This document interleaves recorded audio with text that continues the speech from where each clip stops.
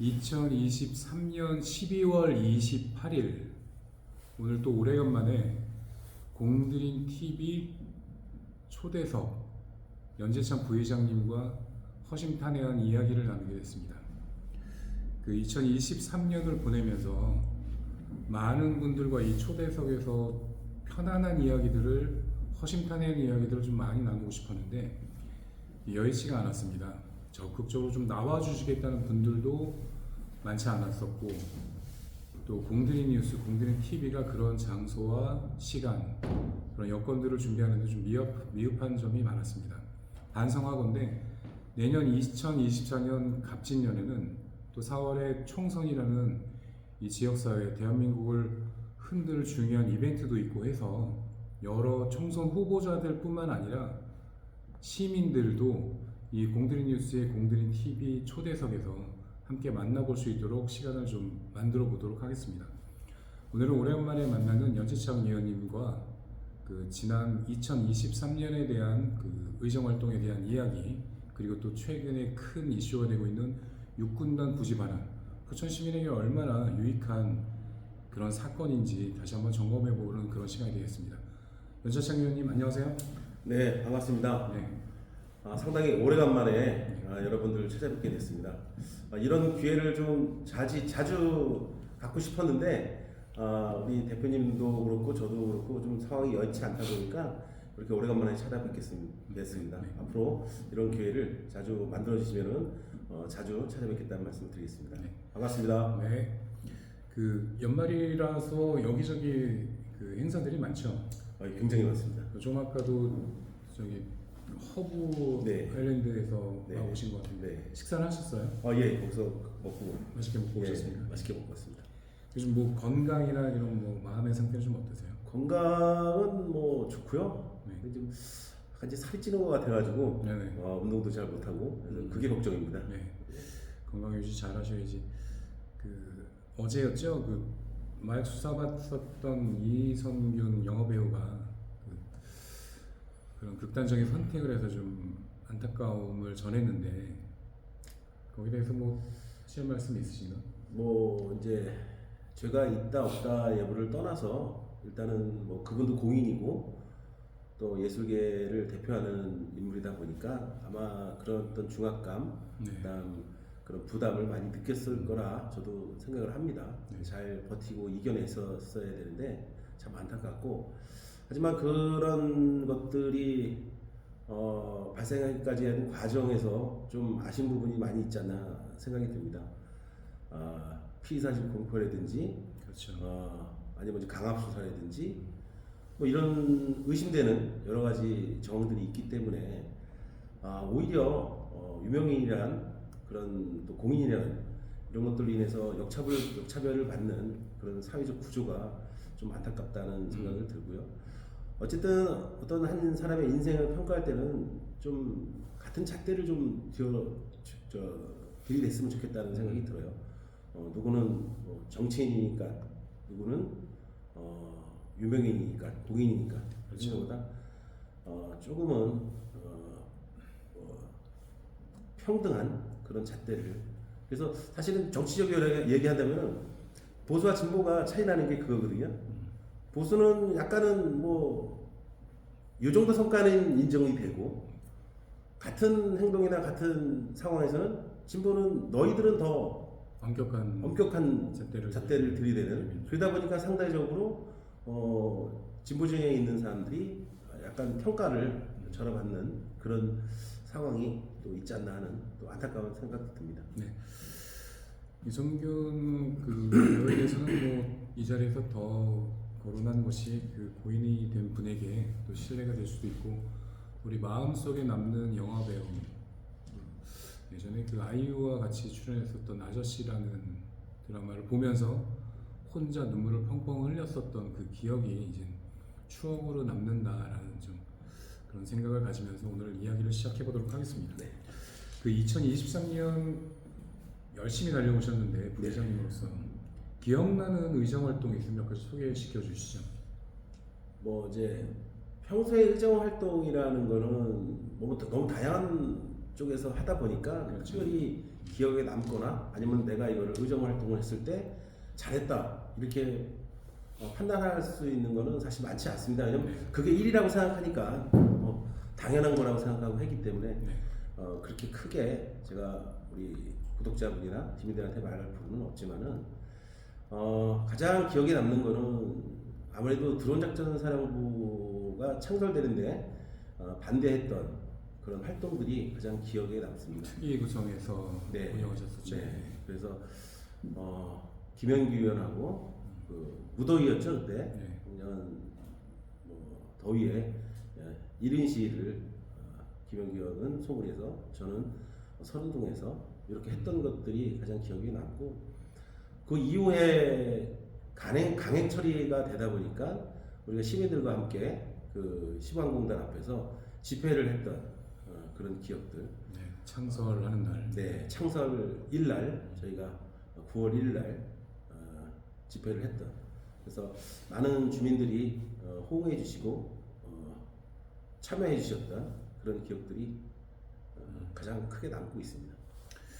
2023년을 쭉 주마등처럼 스쳐가는 그 이미지들 것들을 뭐 기억해 보더라도 육군단 부지 반환이라든지 시방공단의 이야기를 가열차게 거리에서 많이 말씀하시고 또 의회 내에서도 좀 많이 말씀하셨던 것 같아요. 근데 오늘 저는 그 주변에 또 시민들께 제보 받은 것 중에 하나가 우리 연재창 부의장님께서 의정활동의 결과물이라고 할 수가 있는데 내년도에 그 이쪽 포천시의 근로자들의 생활임금이 굉장히 개선된다고 들었어요. 금액으로 한 20만 원 정도 급여가 상승되는 효과라는데 좀 설명해 주시죠. 뭐 생활임금이 높아지는 건 아니고요. 네. 이게 이제 직접 일자리라는 게 있어요. 네. 그래서 이제 우리가 이제 근로자분들 포천시에서 고용하는 근로자분들 중에 국비 도비를 가져와서 그분들이 그 근로를 하는 분들과 그렇죠. 시비로만 근로하시는 분들이 임금의 격차가 있습니다. 네. 내년 기준으로 하면은 시간당 한 1,000원 정도가 생겨요. 그게 최저임금하고 생활임금의 차이가 한 1,000원 정도가 생기는데 국도비 받아오는 사업들은 생활임금을 적용해서 예산이 편성돼서 집행이 되고 시비로만 편성이 되는 것들은 최저 시급으로 편성이 돼서 지급을 합니다. 네. 근데 일을 하는 내용을 보면 거의 비슷한 내용이에요. 네. 거의 비슷한 내용임에도 불구하고 임금의 차이가 난다는 거는 요거는 제가 보기에는 불합리하다. 네네. 이래서 사실은 이제 이게 2018년도에 들어와서 활동을 하다 보니까 이런 문제점들이 있었고 제가 이제 바로 지금 선거 때 그 근로분들하고 약속을 했어요. 네. 제가 이거는 꼭 해결하겠습니다. 네. 그래서 재선이 돼서 들어와서 그런 부분들을 부서하고 많은 협의를 했죠. 일자리 경제과하고 일자리 경제과에서 각 부서로 공문을 보내서 생활임금으로 적용을 해서 임금을 편성을 해라. 그래서 내년에는 전체 근로자분들이 생활임금으로 이렇게 급여를 받는 그런 조금 제 나름대로의 입장에서는 굉장히 큰 성과라고 저는 생각하죠. 네, 그러니까 그 제보해 주신 분들뿐만 아니라 뭐 구체적으로 말씀드리면 도시개발공사에서 근무하시는 분이 네. 빨리 직접 그 연재창 부회장님께 감사하다고 좀 전해달라라는 그런 얘기를 하는 거예요. 네. 그분들에게 월 임금 20만 원이 상승되는 이거는 큰 거죠. 상당히 큰 거죠. 네. 그렇게 변경이 되면 혹시 포천시 재정이 뭐 큰 타격을 받거나 그런 일이 있나요? 물론 이제 재정 지출이 더 되는 건 사실이죠. 하지만 정당한 보수를 받는 차원에서라고 판단을 하면은 네. 저희가 뭐 그렇게 큰 재정 지출이 추가된다라고는 저는 생각 안 합니다. 오히려 그걸로 인해서 일의 능률이 오르고 네네. 그걸로 인해서 보람을 느끼는 게 더 그렇죠. 중요한 거 아닌가 저는 그렇게 생각합니다. 그 우리가 알지 못하는 포천시 관내 곳곳에 이런 이제 생활임금 이런 기초 임금을 갖고 근로하시는 분들이 굉장히 많거든요. 그런데 지금 말씀하셨던 것처럼 생활임금으로 변하면서 월 임금 차이가 20만 원 정도 난다는 것은 그들이 아마 내년에 이 일을 계속하면서 자부심과 그리고 또 조금이나마 좀 삶의 생활의 윤택함을 좀 보탤 수 있지 않을까. 그래서 이게 효용감 있는 의정활동 아닌가 저는 그렇게 생각을 해요. 감사합니다. 네, 정치적 구호가 남발하는 것이 아니라 이렇게 실제적으로 포천 시민의 삶에 그 대상이 좀 구체적인 숫자는 얼마인지 모르겠지만 많은 분들의 근로자들이 똑같은 일을 하면서 정당한 임금을 받게 된다는 것, 좀 박수 받으실 만한 그런 일인 것 같습니다. 감사합니다. 고생하셨습니다. 혼자 진행하신 건가요? 아니면 여러 의원들의 도움을 받으셨나요? 사실 뭐 그 부분에 대한 문제 의식을 갖고 있었던 건 이제 저다 보니까 네네. 물론 이제 동료 의원들이 뭐 예산이라든지 이런 것들은 다 공감을 해주셔서 통과를 시켰기 때문에 뭐 이거는 뭐 혼자 했다 아니다라고는 말하기는 힘들지만은 대표반이처럼 일단은 이 부분에 대한 문제 의식 또 제 나름대로 꼭 실천을 해야겠다는 공약의 한 부분이라고 생각했기 때문에 네네. 제가 이제 주도적으로 한 거죠. 네. 정말 그분들을 대신해서 제가 그 연재창 부의장님을 칭찬해도 무방하고 이런 일들이 이런 의정 활동들이 내년에 좀 많아졌으면 좋겠다라는 생각이 듭니다. 그래야 포천 시민들이 실감할 수가 있거든요. 아, 우리가 저 시의원들을 잘 뽑아놨다. 우리를 대신해서 이런 활동들을 하는구나라고 생각하시겠죠. 그 다음에 그 올해 여전히 그 뭐 눈에 보이는 건 아니지만 우리 포천시 인구가 현재 그저께 경기도 자료에 따르면 14만 7,019명 2022년 12월 기준입니다. 맞나요? 인구에 2022년 12월이 아닐 겁니다. 2022년 11월 기준이고요. 네네. 지금 이제 2023년 11월 기준 14만 3,510명입니다.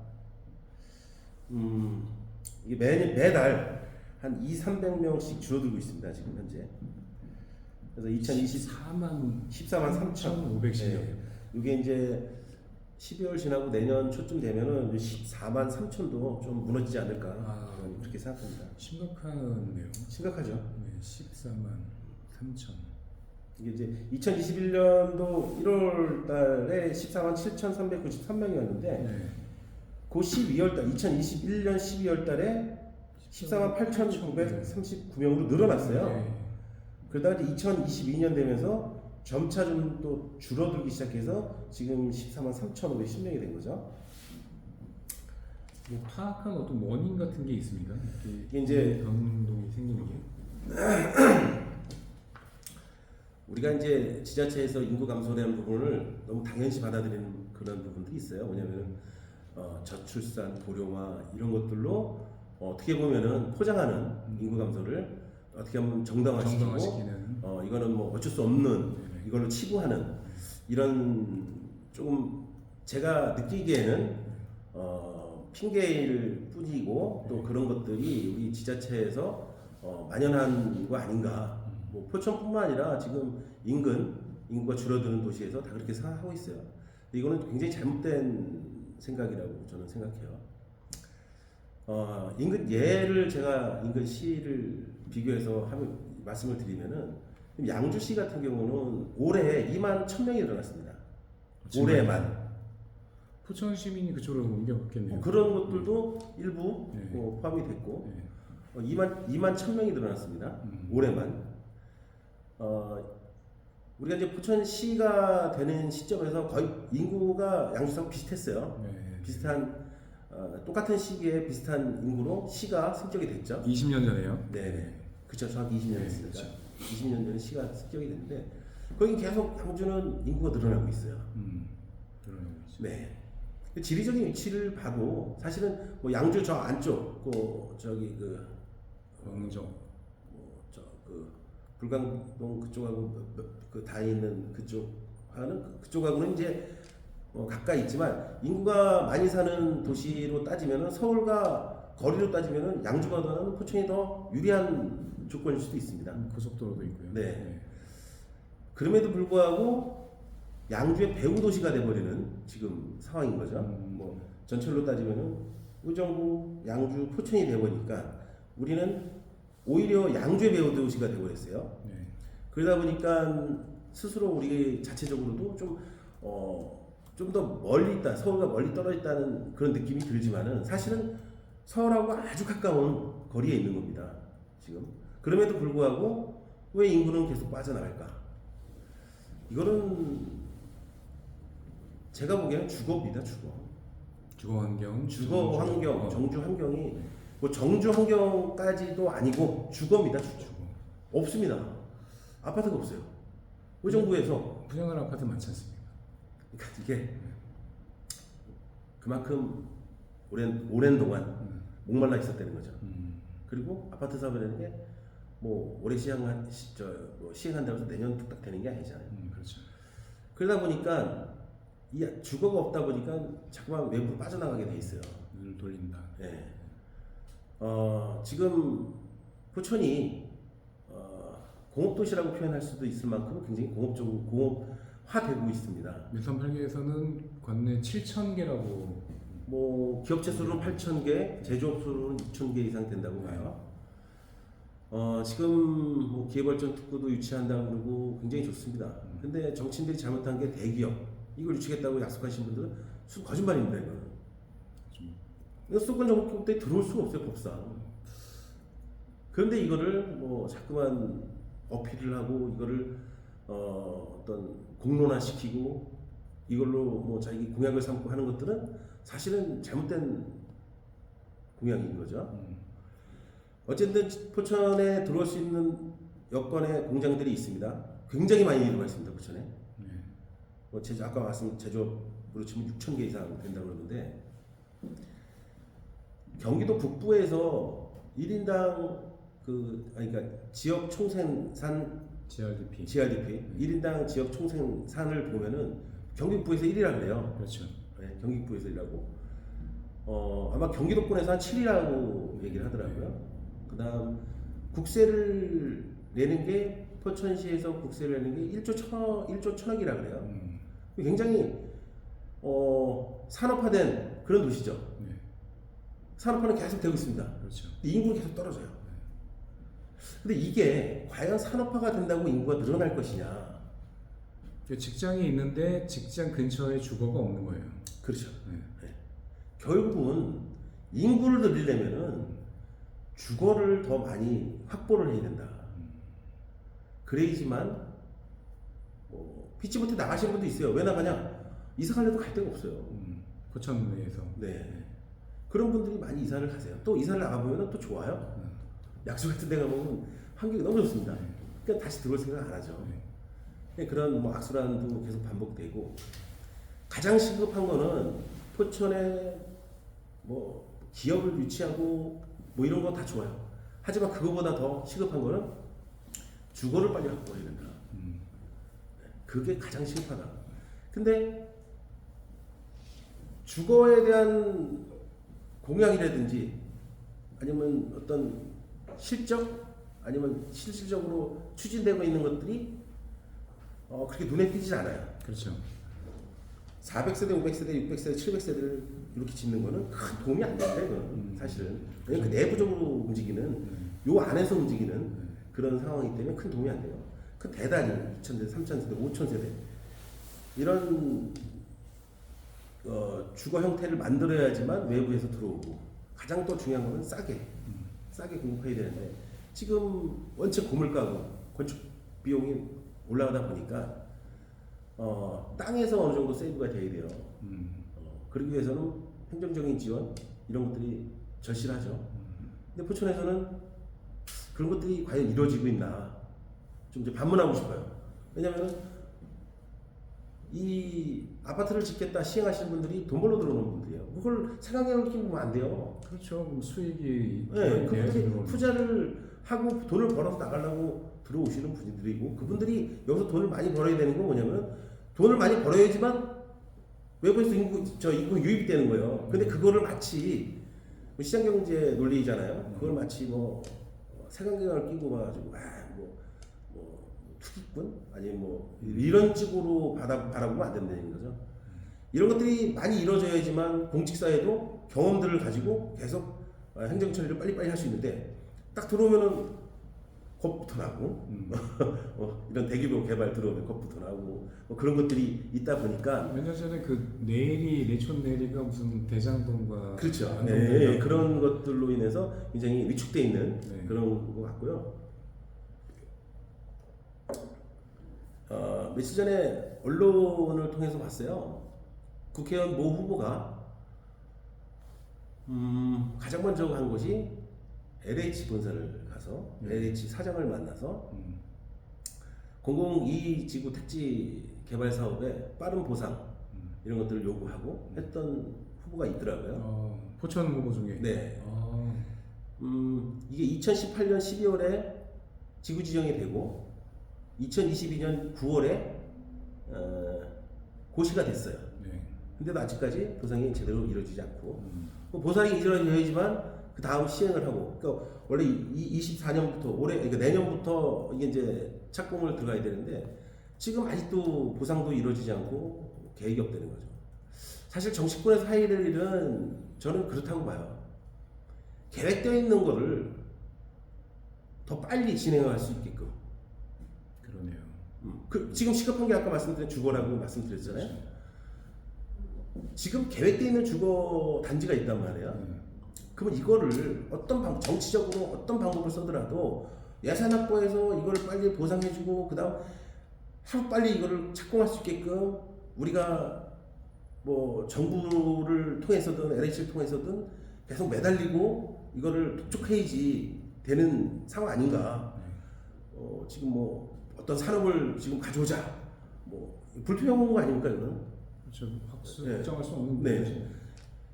그러니까 이게 이걸 하고 이거 하지 말자라는 얘기가 아니라 행정력을 어디에 더 집중해야 되느냐 아니면 뭐 투트랙이 갈 수도 있고 뭐 이런 방법들을 좀 해야 되는데 우리는 뭐 하나만 보이면 거기에 올인을 해요. 마치 이거 아니면 포천이 망하듯이 그거 하면 포천이 흥하는 거죠. 흥하듯이. 네.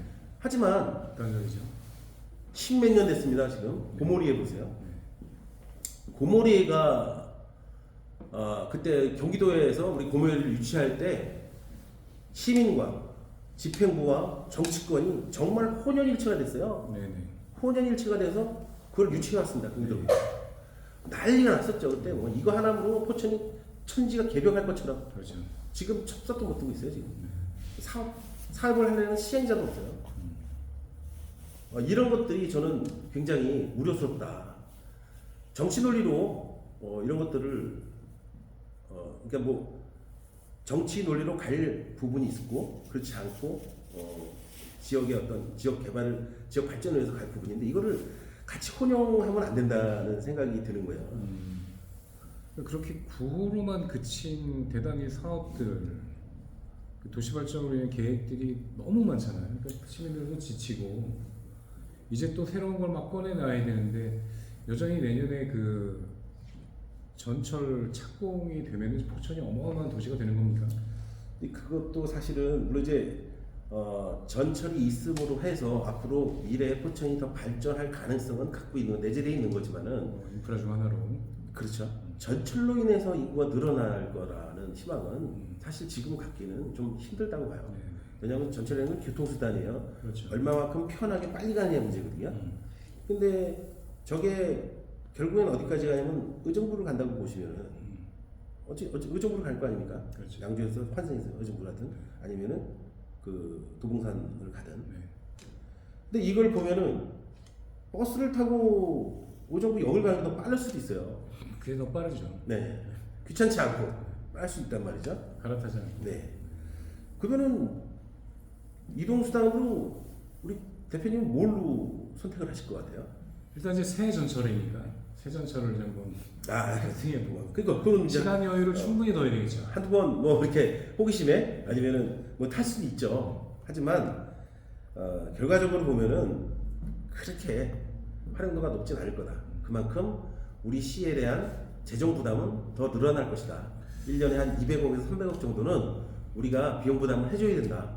이런 좀 말씀을 드리고 하지만 그럼에도 불구하고 있어야 된다. 그렇죠. 예, 그럼에도 있어야 되고 이게 지금 그 전에 우리가 전철 유치할 때 단선이 아니고 곡선으로 했어요. 이거 굉장히 중요한 거예요. 이거는 왜 비용이 많이 발생하게 복선을 했냐 뭐 이런 논란도 있었는데 이건 잘못된 생각이에요. 단선과 복선의 차이는 어마어마합니다. 이 복선으로 인해서 앞으로 포천이 더 발전할 수 있는 계기가 될 수도 있어요. 확장성이잖아요. 그렇죠. 그러니까 그래서 저는 우리가 비용 부담이 더 생기고 많이 타지 않더라도 그럼에도 불구하고 이건 꼭 필요한 거다. 포천시 미래를 위해서는 꼭 필요한 거다. 저는 이렇게 보여지고 있고요. 개통될 시점에 그 연주청 부회장님이 환갑을 넘지는 않으시죠? 2029년이면 저는 이제 환갑을 넘을 때라서 건강을 잘 유지해서 그런가요? 환갑을 넘으시나요? 넘게 되죠. 저는 54세가 되니까 앞으로 8년 후면 몇 년? 어떻게 8년이니까 5년이죠, 5년. 5년 남았죠. 후면 5년, 6년. 환갑 기념으로 이제 그 정확히 6년 남았습니다. 왜냐면 계획이 2029년 12월이에요. 29년 12월. 네. 그러니까 정확하게 6년 남은 거죠. 그렇죠? 그로 인해서 지금 얘기 나온 김에 그 포천에 그 만들어지는 그 역사들이 있지 않습니까? 네. 그걸로 인해서 이 도시 포천시의 도시 지평도 좀 정비가 되고 개편이 되는 거잖아요. 그로 인해서 좀 활력이 심어질 거라고 보는데 거기에 대해서도 좀 긍정적으로 보시죠, 여하튼. 그럼요. 네. 어쨌든 뭐 개발이라는 거는 물론 이제 이런 대형 토목공사, 그다음 기반 공사가 일어나면은 경기는 좋아지게 돼 있어요. 네. 당연히 지역 경제는 살게 돼 있고 그러면서 그로 인해서 또 일자리가 생기고 인구가 유입될 거라는 그런 기대는 하고 있고요. 또 그게 다 완성되고 나서 역세권이라든지 주변에 주거가 어느 정도 마련이 되면은 조금 더 좋은 도시, 인구가 좀 늘어난 도시 이렇게 도시가 될 거라고 생각하고 그리고 아까 주거에 대해서 말씀드렸지만 이 정주 여건을 우리가 좀 높이려면은 투자를 많이 해야 됩니다. 어떤 투자요? 이런 거요. 포천에 사방을 봐도 산이에요. 다 들이에요. 산 많죠. 산이고 들인데 여기 공원을 만들자면 사람들이 아니 여기 다 산이고 들인데 왜 공원을 만들어? 별도로 돈을 들여서. 돈을 들여서 왜 공원을 만들어? 그런 뿌리 깊은 고정관념이 가지고 계신 분들이 많아요. 네. 근데 전혀 잘못된 얘기입니다. 주거에는 공원이 필수적이에요. 잘 정돈되고 투자가 많이 된 공원들이 있어야지만 주거 환경이 좋아지는 겁니다. 그래야지 어떤 뭐라 해야 되나 단지화되고 이런 것들이 이루어지는 거죠. 공감할 수 있는 게요. 서울 그 한강 수변 반포 지구에 밤 11시에 한번 나와본 적이 있어요. 너무너무 멋집니다. 레깅스 입은 아가씨들부터 시작해서 조깅하는 그 수백 명의 시민들이 거기 다니는데 여기 사는 것이 좀 자부심으로 느껴지지 않을까. 자부심이다. 밤에도 낮에도 뭐 어디든지 뭐 지하철, 버스, 대중교통을 충분히 이용할 수 있고 그래서 서울에 그 많은 사람들이 모여 사는가 이런 생각을 했던 적이 있어서 의원님의 말에 공감하는데 어디 투자해요? 공원을 만들어야죠. 포천시에? 포천에 지금 그러니까 서울시의 1.4배 되는 넓은 땅에 면적이 자 포천시의 공원 생각해 보시면 공원 여기 체육공원이죠. 체육공원 네. 또 그다음에 일동의 청계호수 주변에 얼마 전에 착공한 기산 그린공원이고 청송공원, 그린공원, 일본 태봉공원 네. 하고 이제 몇 개 있습니다. 좀 작죠 다. 작은 정도가 아니고 사실은 이게 서울에서 만약에 대도시권에서 본다면은 쌈지공원 정도의 수준이죠. 이거는 그렇죠. 지역을 대표할 만한 공원은 아니죠. 그래서 포천을 대표할 만한 포천 시민들의 자부심으로 느껴질 만한 공원은 있어야 된다. 이 공원 문화라는 게 한 도시의 브랜드입니다. 이 브랜드를 포천은 아직까지 자리 잡지 못하고 있는 거예요. 시에서 그래서 올해 야심차게 꽃들을 심은 그 홍스터 부지가 있지 않습니까? 그건 이제 공원이라기보다는 관광 시설이고 네, 이제 그런 건데 제가 말씀드리는 거는 도심권의 공원이 필요하다는 거죠. 도심 안에. 예, 그러니까 도심권, 음. 도심권의 공원이 필요하다. 도심권의 공원이 있어야지 정주 여건이 형성이 된다. 그걸 말씀드리는 거예요.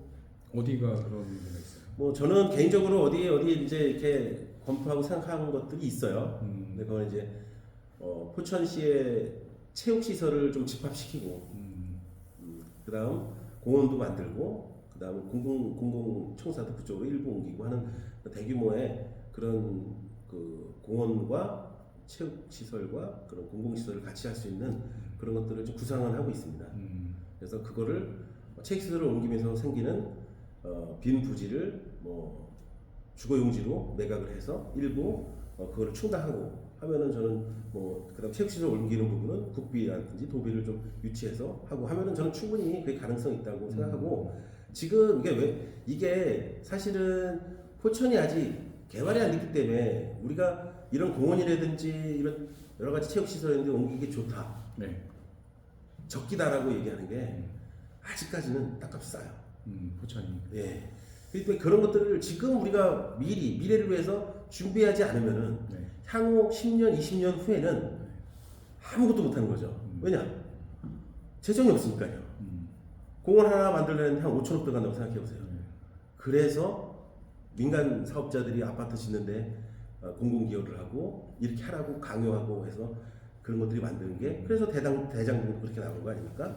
기부채납해라 뭐 이래서 그런 것들도 하나의 방법이지만은 미래를 대비하기 위해서는 우리가 조금 그런 어떤 그림을 많이 그려야 된다. 뭐 저는 그렇게 생각하고 있습니다. 좋습니다. 연지천 부회장님이 주장하는 도심권의 그 공원을 한번 생각해 보면서 지금 우리가 이야기 시작한 지 한 30분 정도 지났는데요. 그저께 우리 백영현 시장님의 그 기자 브리핑 간담회가 있었습니다. 지금 12월 말에 핫 이슈가 되고 있는 70여 년 만에 포천 시민에게 육군단 부지가 드디어 27만 평이 돌아오게 됐습니다. 구체적으로 19만 평이 되는 거죠. 육군단 부지 반환 누구보다도 맨 앞에서 앞장서셨고 실천했고 부지 반환을 염원했었던 부회장님으로서 육군단 그 국방부와 상상협의체 계속 회의를 진행하셨잖아요. 그 진행 상황하고 12월 18일 4차 협의를 통해서 결과가 나올 때까지에 대해서 좀 말씀해 주시죠. 일단은 저 개인적으로 솔직히 말씀드려서 페이스북이나 이렇게 해서 좀 감개무량합니다. 사실은 이게 될 거라고 생각하고 시작하지는 않았어요. 그때 지나고 2년이 몇 개월 안 남았거든요. 네. 그러니까 그때 처음 시작할 때가 2021년 12월 20일이었습니다. 그렇죠. 본회의 끝나고 본회의가 금요일날 끝나고 월요일날부터 이제 집회를 시작했어요. 근데 이걸 시작할 때는 아마 시민들도 그랬을 거예요. 저 뭐 하는 짓인지. 너 니네가 그런다고 이게 올 것 같아? 우리 하는 제 입장도 그렇고 우리 기자님은 하루도 안 빼놓고 거기 집회 현장에서 같이 동행 취재를 하셨어요. 그때 사람들이 포천 시민들이 뭐라고 생각했을까? 왜냐면 지난 70년 동안 그렇게 억압받고 살아온 포천 시민들이에요. 익숙해졌었죠. 뭐 이거 가서 피켓 한 번 몇 번 든다고 해서 저게 반환될 거라고 생각하시는 시민들은 아마 없었을 거라 저는 봐요. 며칠이나 나오나 보자. 그렇지. 내가 뭐 한다고 무슨 변화가 있겠냐. 이렇게 저는 생각해요. 근데 제가 생각하기에는 굉장히 많은 단체와 시민들이 동참을 해주셨어요. 맞습니다. 그리고 언론에서도 조명을 많이 해주셨어요.